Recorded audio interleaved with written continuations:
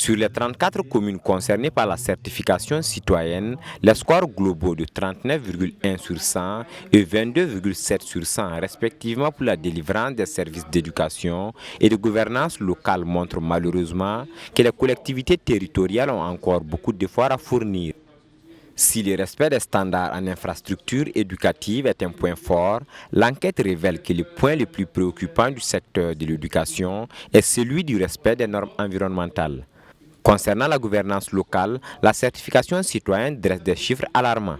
96,9% des communes se trouvent dans le groupe faible.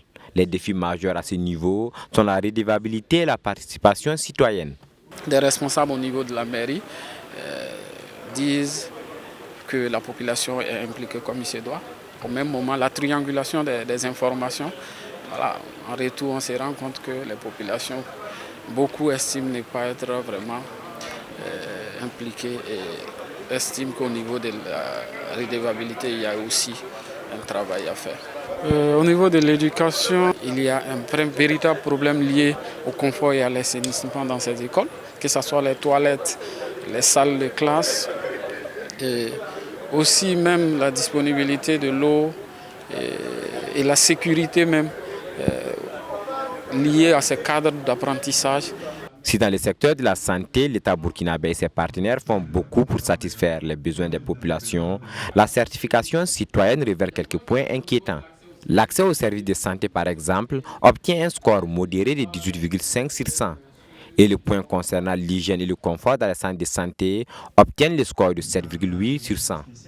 L'analyse des sous-indicateurs du secteur de l'eau et de l'assainissement donne un score de 51,4 sur 100. Les collectivités enregistrent donc une performance moyenne, mais avec des disparités importantes entre les sous-domaines évalués. Il y a certaines communes qui ont des difficultés aujourd'hui à avoir de l'eau potable. Des infrastructures telles le forage ne sont pas fonctionnelles ou manque d'entretien.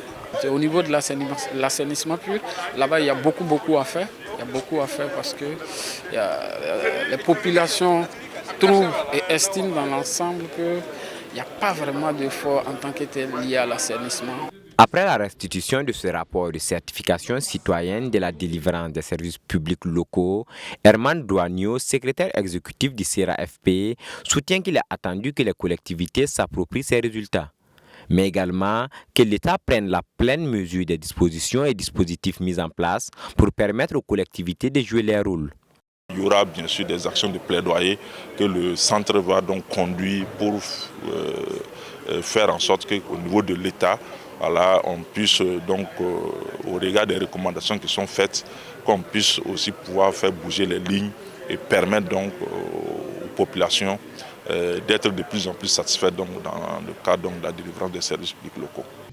Le présent rapport du Centre d'études et de recherche appliquées aux finances publiques CERA-FP révèle dans son ensemble une faible satisfaction des populations vis-à-vis des services publics locaux.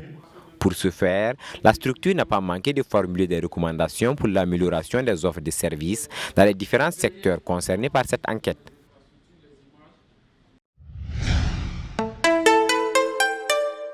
Twi TV, la télé interactive.